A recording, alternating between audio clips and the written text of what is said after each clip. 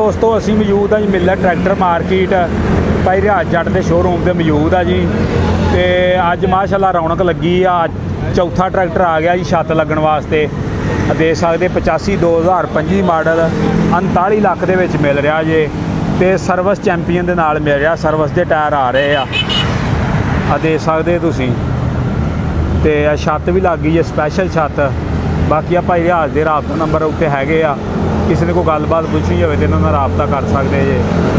बाकी टूबा के उत्ते कसी गई है छत दे सकते तुसीं। बाकी कैश साइड से 85 25 मॉडल तो एक इधर जे 25 मॉडल ये उत्ते छत जी फ्रेम स्पैशल ही लगा वा तो टापा जोड़ा सादा लगा वा। बाकी यू बार चंगा हैवी लगा वा, टूबा के उत्ते कसी आ। मैं बैक साइड तो दिखालदा वां, आ देख सकते तुसीं।